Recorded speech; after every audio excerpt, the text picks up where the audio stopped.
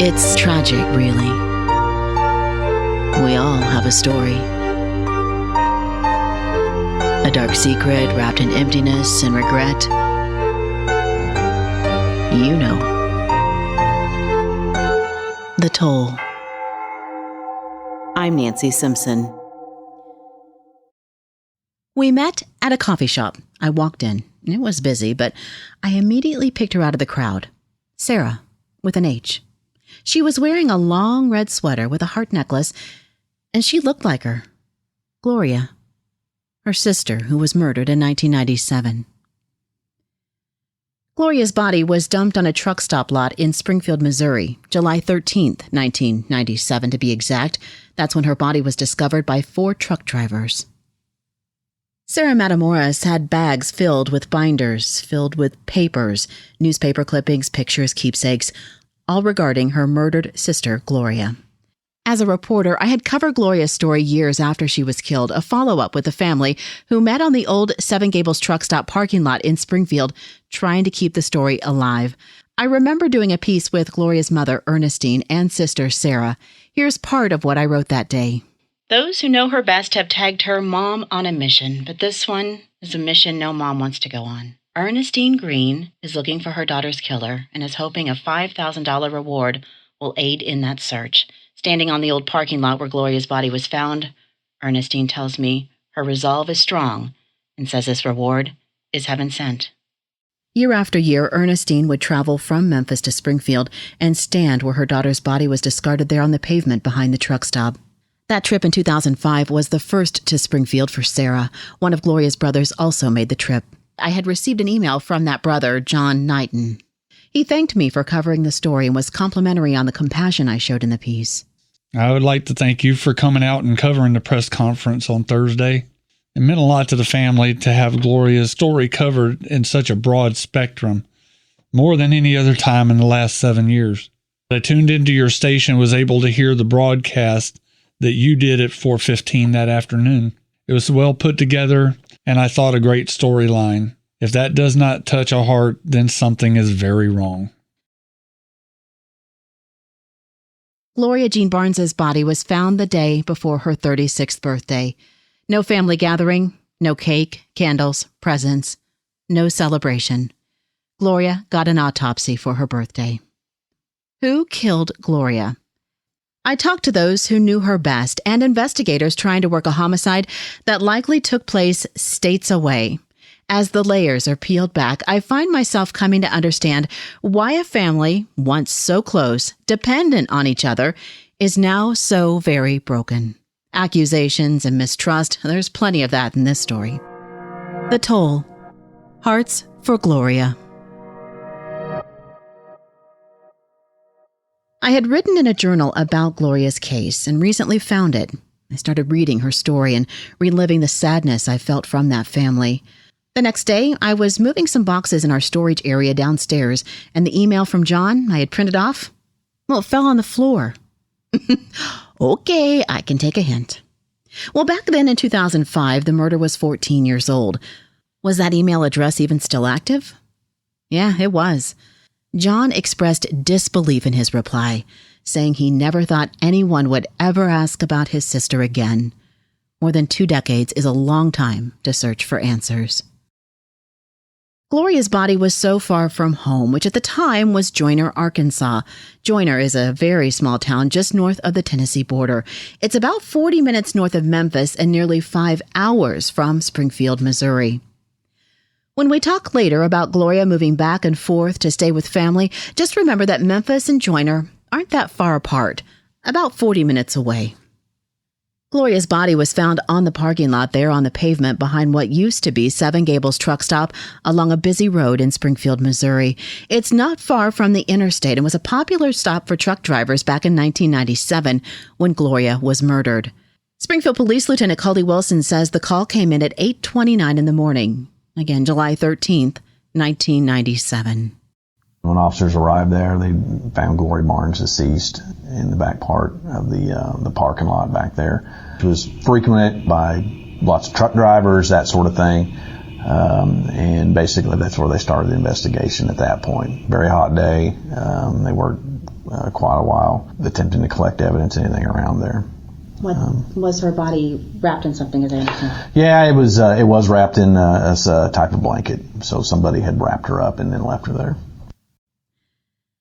Gloria was stabbed once in the breast, several times in her thigh, but the autopsy report says Gloria ultimately died from being beaten in the head, blunt force trauma, skull fracture. I asked Lieutenant Wilson about what investigators can tell from these injuries. Possible struggle, the injuries, like on her legs and the chest, that sort of thing. Struggle could also indicate more anger, hostile from the suspect. Again, I'm speculating. Right. But usually you see those kind of wounds with somebody who is angry at somebody. Mm-hmm. Is that true? Yes and no. They're all so different. And you're angry at somebody and you're in a struggle. A lot of times in a knife fight, there are going to be wounds that are just not, you're stabbed in the heart, or you're somebody trying to get away. Was she trying to get away? Was she in the cab of the truck? Were they outside? That sort of thing. So it would indicate that he just didn't surprise her. From just that, the various stab wounds, yeah. Could he have been angry with her? Probably. Was she trying to get away with, and a person that would do that to another person probably be angry with her, but we don't know. We just don't. We don't. And me just speculating off that, I'd say that she was trying to struggle to get away or struggle to defend herself at the time. As I research the details surrounding the investigation in the days and weeks after Gloria's death, I see police received 2 Crime Stopper reports. I don't know what they were exactly, but her sister, Sarah, says information in one of them referenced Memphis, which is how police knew to look for members of Gloria's family there. Somehow, police get a tip that Gloria may have been in a gray truck with the word Graceland on the cab and a picture of Elvis above the cab of the semi. Maybe the words Memphis Consolidation and or Trailer Transit on the doors of the semi. This is all information I pulled from newspapers and the one sheet on Gloria's case from police.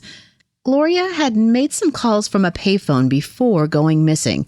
We'll talk more about those later. Let's go back into Gloria's life and take a look at how we got here. Gloria was the oldest girl out of 7 siblings, 3 girls, 4 boys total. 6 of the siblings, we'll talk about John later, but 6 of the siblings grew up in Memphis. When Gloria and Sarah were teenagers, Gloria 17 and Sarah 14, their mother remarried and moved the family to Louisiana.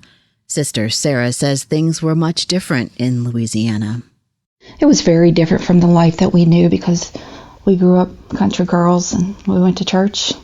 Got there early and stayed there late, and all through the night we'd pray, sleep on the church pews. And so when we moved to Louisiana, a very small town in Louisiana, it was very different than anything we had ever known. And we were the new girls in town, if you will. I was 14 and Gloria was 17. She got a job at this hamburger place where they had foosball and different things. She met this guy and she liked him, and she ended up getting pregnant, and I ended up getting pregnant. Then after that, we moved back to Tennessee with my grandmother. And Gloria and I had our babies 5 days apart. They both were girls. So the sisters grew up very close and now had an even tighter bond with these babies, but that time was short-lived. Gloria married a man from Memphis, someone she met before moving to Louisiana. Her daughter was now 4 months old. At the same time, Sarah's baby's dad came to get her and took her back to Louisiana, so the sisters were separated. Gloria went on to move to North Carolina and then Georgia and had 2 boys. Sarah says she knows Gloria was in an abusive relationship. While in Georgia, their youngest sister went to visit Gloria and reported back grim conditions like living in a camper, no running water, and a lot of despair. I knew that at some point she had been through a lot of abuse because she would call me when she lived in Georgia, when she was in the bathtub. And she told me that her husband would grab her by her bra and twist and turn and bruise her. So I know that there was abuse. I wasn't aware of the depth of it because Gloria wouldn't talk about it. Sarah says Gloria was beat down and didn't feel loved. And then the husband took the boys. Sarah says that was Gloria's main focus, was to get her boys back. John, her brother, agrees. John Knighton is the youngest brother, the baby of 7 siblings. He grew up around his brothers and sisters. I was adopted at birth. So I have mama who raised me and mother who gave birth to me. So that's how I've kept them separated my whole life. I've known my biological family my entire life. And the moms were friends. He says he gets it. Having been there, having seen some of the difficulties they've been through firsthand, and how difficult she had it trying to raise the kids that were already there and to throw another one into the mix. So I was old enough at that point to understand, okay, this is what happened. This is why it happened. But being around my biological family, whenever we would go visit or they would come and visit, being around them, I always knew there was something more there. It's like, okay, these are my friends, but I always knew there was something more to it. I just didn't know what. It's like I felt the connection when we were around each other. Now, did the older children know? Yes. The oldest brother and Gloria, they both knew because they were old enough to know when I came along. In fact, there were times that I found out about later that Gloria would try to run away from home to come and get me. That's my brother. I'm going to go get my brother. And so she would try to take off and come to get me. She wanted her brother back home. He says maybe that story right there is why he feels so connected to Gloria. She was 10 years older than John. But his memories of Gloria? Oh, she was crazy. If there was going to be a party, Gloria was probably the one hosting the party. Always happy, go lucky, lively, always had a smile. No matter what's going on, she always had a smile. That's what I remember. And then, of course, once I was told about her trying to come and get me as a kid, that. That's my girl. Yeah, that's my sister. That was Gloria. She was the kind of person that I guess you would say everybody wants to be. She's always there. She's always got a smile. Hey, sis, I got this going on. Well, what can I do to help you? Hey, you want to come over, stay with me a couple of days? You got hard times. You want to come over here and stay a couple of days? Come on over. I got a spot for you. Got a full house, but I got a spot for you, and that was Gloria. She was the kind of person, that everybody wants to be. And then she got taken away from us. So for them, especially Sarah, to watch Gloria go into a depression, heartbreaking. At 19, John went into the military, Air Force first, and then re-enlisted into the Army. He says he wanted active duty. John was what they call a scout. I go out and find the enemy and tell everybody else where they're at. Also, a combat lifesaver, some medical knowledge. Now, John is a deputy sheriff for a county near Joyner between the Arkansas and Tennessee border. Being an officer, he says, was a life goal. Since I was a kid, that's what I wanted to do. I was just never able to get it going. And then, of course, with what happened to Gloria, kind of cemented that desire and made it more so that that's what I need to be doing. When he found out about Gloria's murder back in 1997, he was in training in New Mexico. And I didn't find out about Gloria until the day of her funeral. So the rest of the family is at the funeral home when I'm finding out that she's not with us anymore. The Army, we were out on field training exercises. So we were pretty much cut off from the rest of the world, except for, every little bit here and there we would get to contact home. I had my little time, about 5-10 minutes. Hey, I'm going to call my wife, talk for a couple minutes, and then back to work. And it was during that call that I found out about Gloria. Unfortunately, it happened not to be until the very day that the rest were having Gloria's funeral. So I wasn't able to be there for that. That was probably the hardest part for me, is not being able to be there. It would be 2 years later before John could help find Gloria's killer. Come along 99, when I was discharged from the Army, was the first time that I had actually been able to come home. Me and Mother got together. We came here to Springfield to sit down with the detectives. Even so, John took a job with AT&T in Ohio, 800 miles away. So working on the case long distance, it was hard. Sarah, Gloria's sister, had moved back to the Memphis Joyner area before Gloria disappeared. There she found a sister who was sad, beaten down. Something was very wrong. When she is in Memphis, kind of back and forth, because she was at my mom's, and my mom was trying to get her help because she was very depressed and nervous. She was nervous because Gloria used to say, they're going to kill me and they will kill me at night. And she was killed at night. Did you know who she was referring to at that point? No. The goal was to get Gloria help. And I want to point out, Sarah is very protective of Gloria when it comes to this specific topic. Sarah was very quick to point out that millions of Americans seek counseling for depression. Sarah has worked in the medical field for decades and wants to make sure any bad stigma that may be associated with seeing a counselor or getting some help be squashed. Being poor and being depressed doesn't make you a bad person, and it doesn't mean you don't deserve love and help. And I can appreciate a protective sister.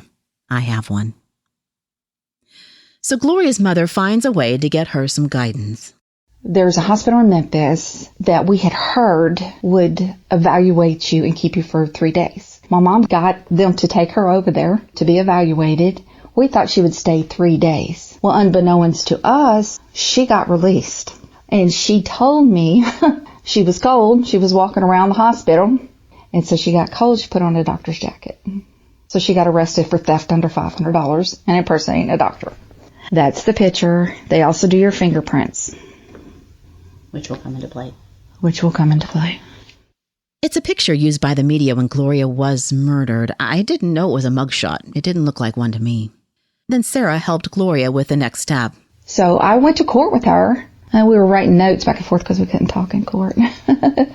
Then after that, she still was kind of like pending something. And she was supposed to stay in Tennessee, but she wanted to leave. And I said, Gloria, you can't leave the state. I said, you can't leave the state. But Gloria made her way 40 miles across the state line to join her to see her dad and stay with family. But she was arrested again for disturbing the peace. Family members had strict instructions. Don't get her out of jail because we're trying to get her help. Well, they wouldn't post a bond for her. Well, it made me furious because I thought, what right do you have to do that? We were trying to get her help to talk to a counselor, to talk about her problems, life that was going on. After she got out of jail, we were talking, and she said, I can't find out anything from the inside. I had no idea what she was talking about. Sarah says Gloria was distant. And again, something was wrong. And then the unthinkable happened. Gloria disappeared. But not without some clues?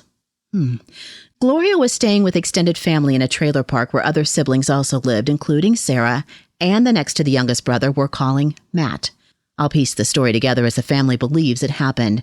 Gloria makes her way past all of the trailers filled with family and extended family.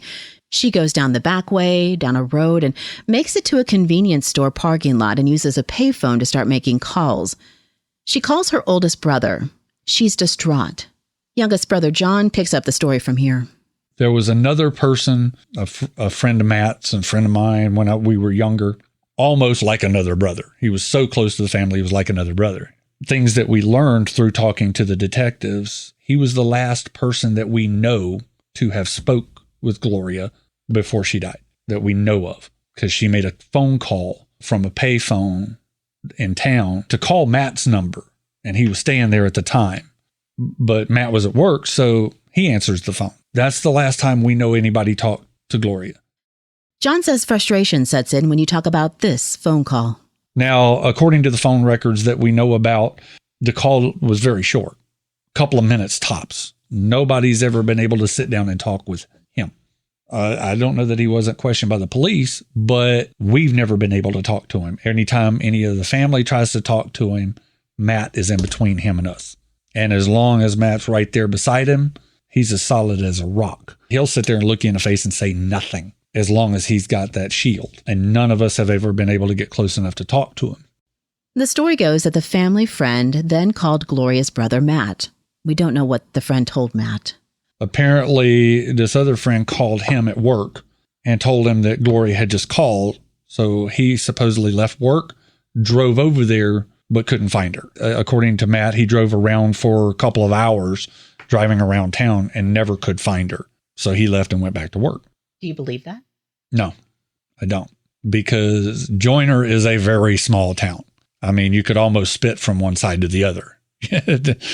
And the fact that we've all grown up around there, everybody knows everybody. If he's driving around town looking for her because he thinks she's in trouble, he's going to go knocking on people's doors. But according to him, he didn't do that. According to his time card at work, he was at work all night.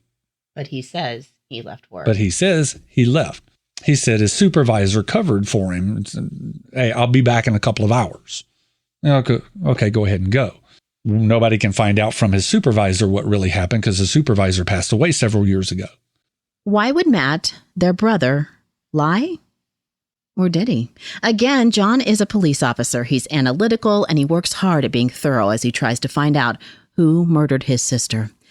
Sarah says Gloria knew something, was concerned about her safety. Now, we believe that because she was distraught, maybe she spilled the beans.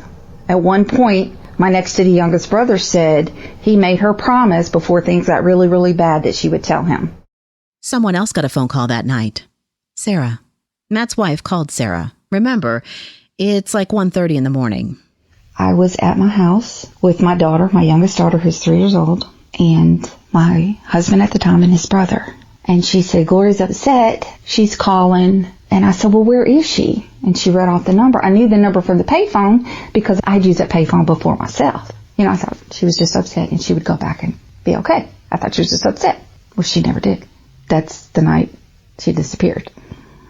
At that time, I had a car that a alternator belt kept breaking.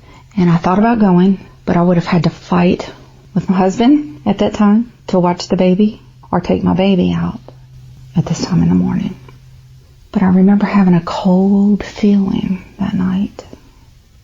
No, I didn't go. And I like to never forgiven myself for not going. You think you were the person who would have made the difference? My mama said no. And I don't, given what we believe, I don't believe I could have made it in time. The toll, right? But Sarah says someone did go look for Gloria. Matt, their brother. My next to the youngest said he went, he drove around, he didn't see anything and he left. And then he left. I was thinking if I had have went, I think I would have looked more than just driving in a circle. I probably would have went to my dad's house looking for her. Didn't even go to my dad's house. Gloria used to say, she used to tell my mama it would stop with her death. It's like she was protecting her family. Okay, so never in my wildest dreams did I think this story would take this turn. They are both accusing their brother of at least knowing something about Gloria's murder. We'll circle back around to that in just a bit. So Gloria goes out in the middle of the night, uses a payphone at a convenience store to call around a family, and appears distraught, and then vanishes. Gloria's sister Sarah and their mom go to file a missing persons report. We were sitting there talking to the detective, and he's typing it in, her height, eye color, weight, those type things. And my mom was worried about the bond, her being in court, and the detective stopped typing at one point and said, we have to make sure she's not a statistic first. And I remember sitting there just looking at him like, what did he just say? I had my mom and Gloria's youngest son with me. And so when we got back to the house, I had an answer machine. Back in the day, you had an answer machine. And we were all going to sit down and eat pizza. And I hit the button on the answer machine, and it was my grandmother. And, she was talking about my mom, and her voice was very strange. The next message that came through was the homicide detective in Memphis said we needed to go to 201 Poplar. And my mother just fell apart. She would have died that day if I hadn't been there pounding her in the shoulder saying, my little sister needs you, my little sister needs you. So we're trying to gather together to go to homicide downtown Memphis. Sarah first told her brother Matt. My brother and his wife and their sons were living in the trailer park. We went to go tell him, and he never cried when we told him. He never cried. He called his wife from work, and we told her. She cried. And we all went downtown to the police station, and one of my other brothers was there. Corporal Thomas from Missouri was there. Some of it's kind of vague because it all happened rather quickly. But I remember going in, and they're telling us that Gloria's dead. And I said, I want to see a body. And he said, well, the body's not here. The body's in Missouri. And as a matter of fact, they had to call to stop the cremation because they were going to cremate her, put her in an envelope, Jane Doe, brown hair, brown eyes. My mother about lost it, so I had to go with her to the bathroom to recover. And we came back, and I said, how do you know that's my sister? I said, I want to see a picture, because there was folders. So I wanted to knock off the folders and see it. And it's like I just pointed my finger at him and I said, you're going to show me. And he said, no, I'm not. And I said, how are you going to prove to me that that is my sister? And he said, what would your sister be wearing in the summertime? I said, a t-shirt and some shorts. And we always wore those little white tennis shoes that you could get from the dollar store or Walmart. We always wore those. Gloria and I did. And he said, I said, she had dark hair, dark eyes. She was like 5'2", 140. He said, did your sister have pierced ears? I said, well, no, neither one of them do. He said, fingerprints. He said, we took fingerprints from the Jane Doe from the body that they found in Missouri, and they ran it through the database. And he said, oftentimes you can have 20, 30 possibilities. He said, but only one shot out, and it was your sister's. As their world was spinning out of control, the task at hand was money. How would they pay for a funeral? My mom had a lot of faith. I don't know if you ever heard the phrase, if you had the faith of a grain of a mustard seed. Matthew 17:20. You can say to the mountain, move, and it will move from here to yonder, if you believe without doubt. So I was holding my sister's picture on the way back from the funeral home. And I said, Mom, we're never going to get the money. I said, we're not going to get the money to bury her. And my mom said, where's your mustard seed? I said, it blew up and went out the window.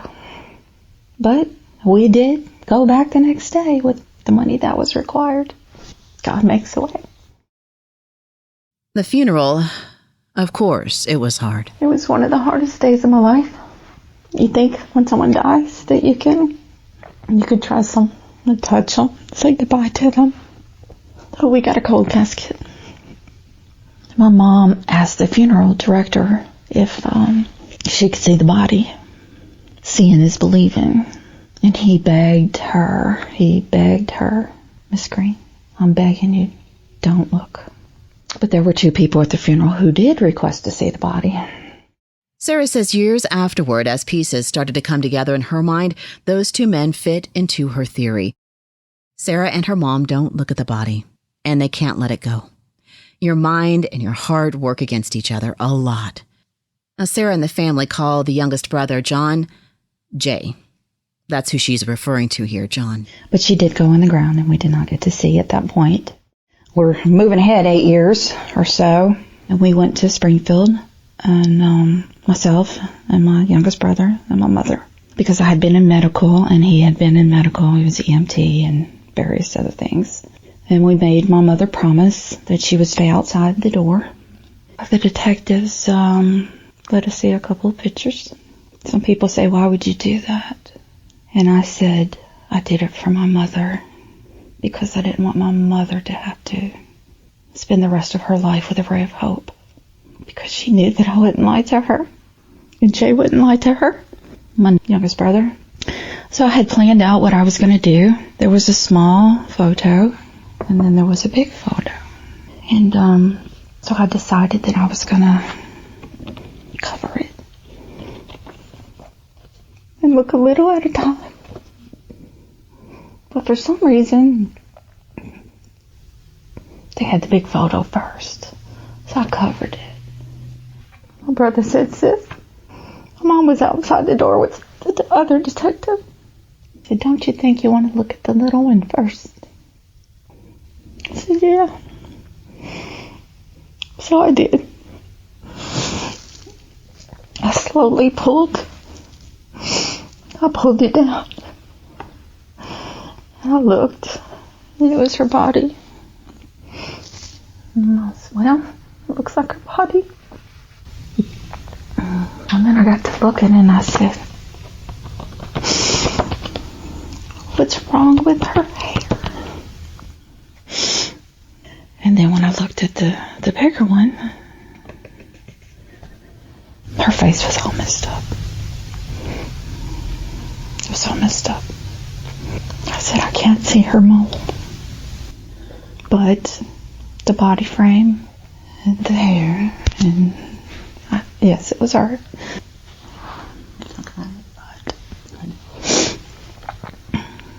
At the end there, I know it's hard to hear. She whispered the word blood. John, the youngest brother who was in the police room with Sarah, was also looking at the photos, but for different reasons. Sarah was very adamant about wanting to see photos of Gloria. They were adamant about not seeing photos because, and for obvious reasons, we don't want you to remember her like that. She goes, no, I got to see these. But I had already asked the detectives as well about the injuries. And of course, they're like, well, I can't really go into that. I can't, because of the nature of the investigation.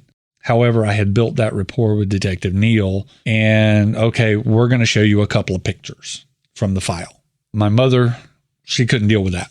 She stayed outside. It was just me and Sarah to go in and look at the photos that they were willing to show us.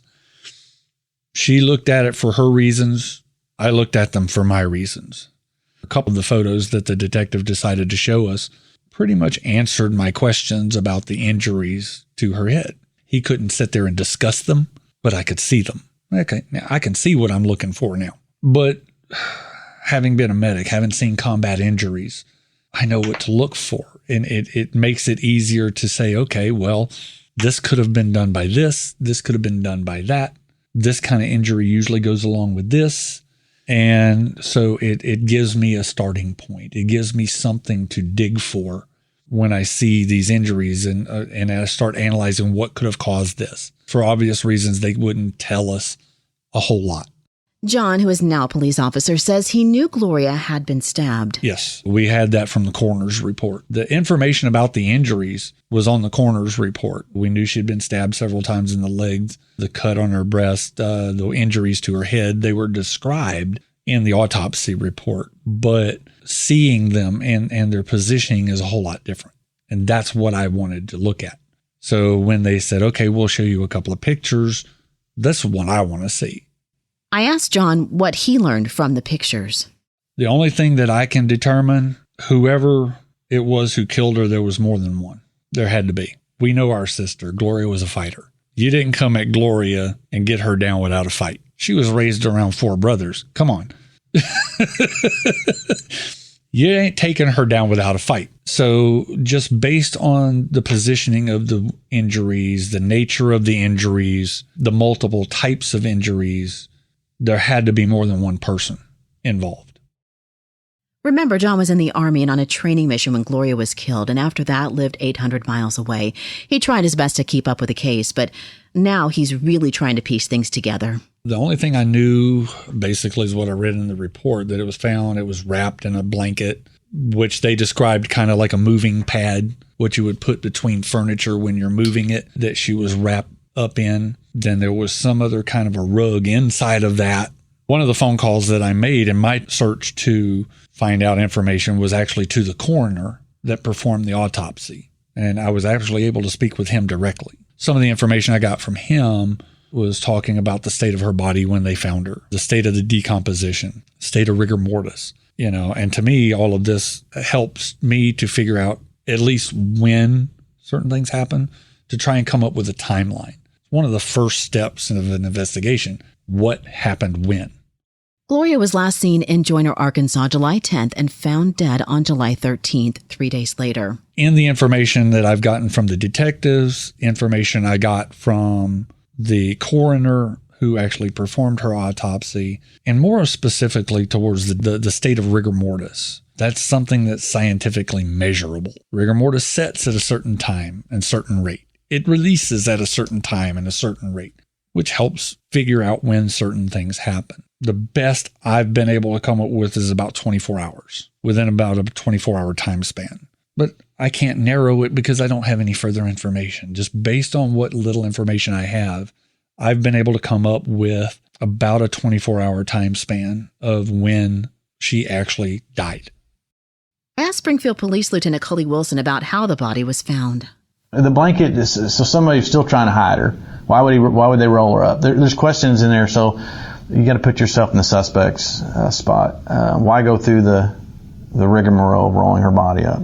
Okay, why not just dump her? It's dark. I'm assuming it was dark back there. The truck's back there. Why not just throw her body? So probably trying to get himself more time roll her up in the blanket. Nobody's going to notice. So just a rolled up blanket back there. Everybody's seen a rolled up carpet before, and you just don't notice it. Probably give them some more time to get away from the scene is my speculation.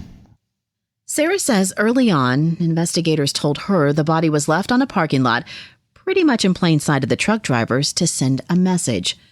Lieutenant Wilson questions that. Yeah, what message? I don't like going the message road just because I don't go that route.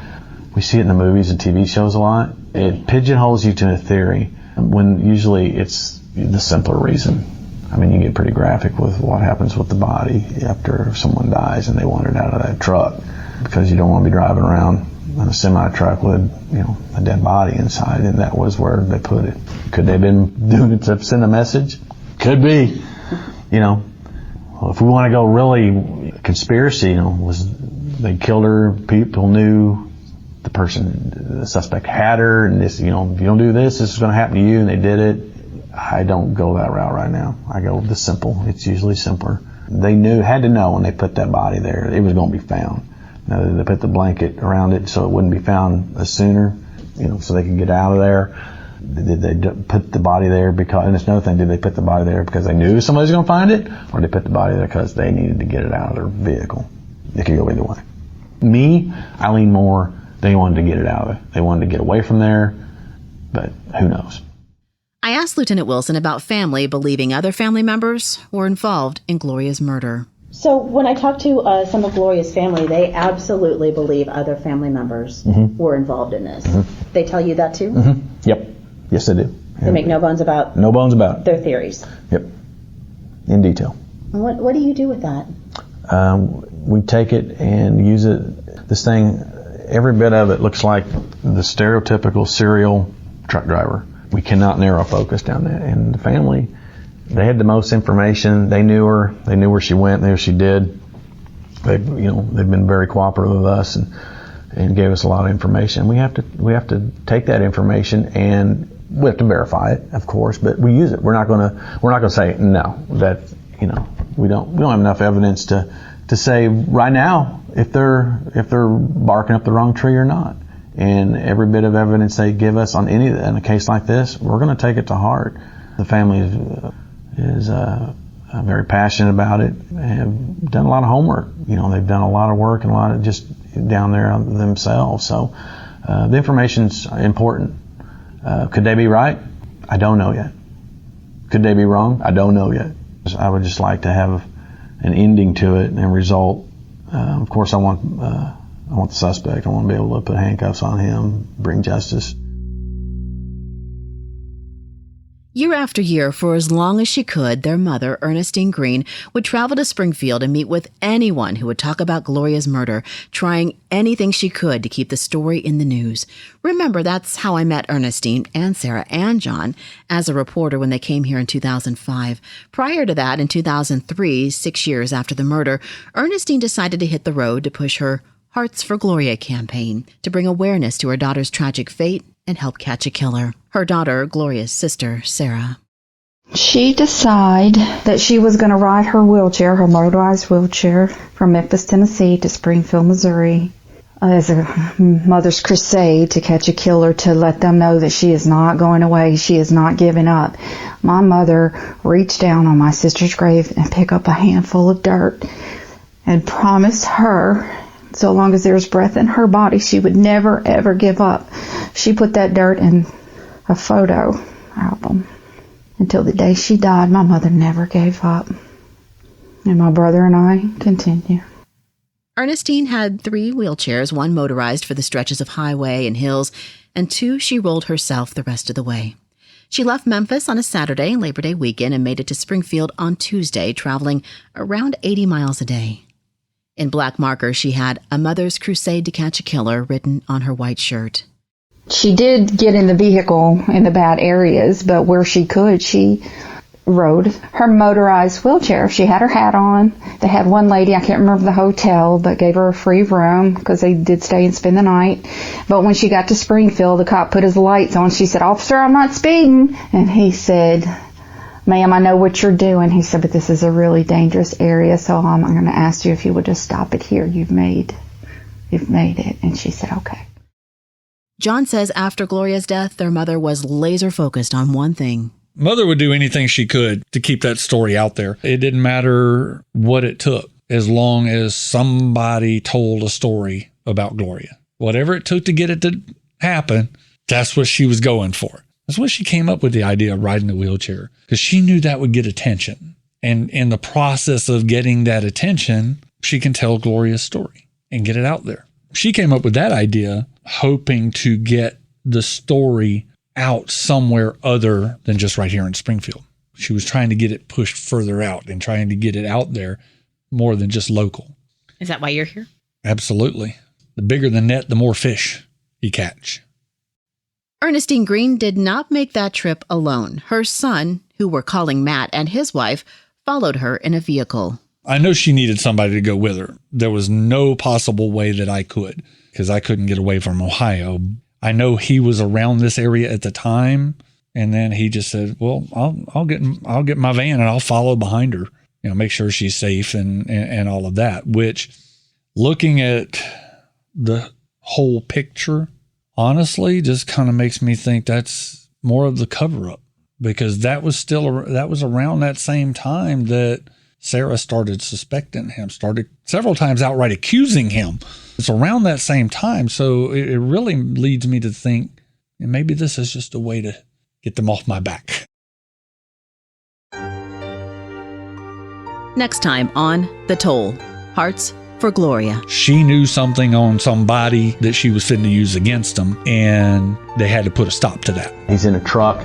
He's got this body. He needs to do something with her. And rolling her up in the blanket probably got him a little time. Not everyone has remorse. Not everyone is sorry. And that's how I feel. I don't feel they're sorry.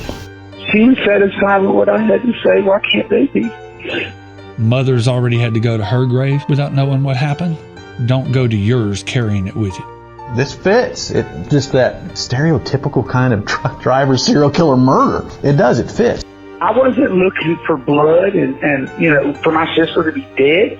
I was trying to find her. I believe they got her at that payphone.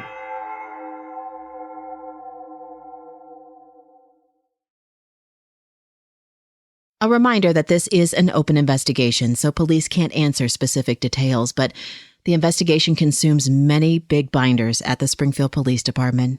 If you know anything about the murder of Gloria Jean Barnes, you're urged to call Crime Stoppers at 417-869-TIPS. John Knighton, her brother, has set up an email as he too works to gather new leads. That email is gloriabarnes797@gmail.com.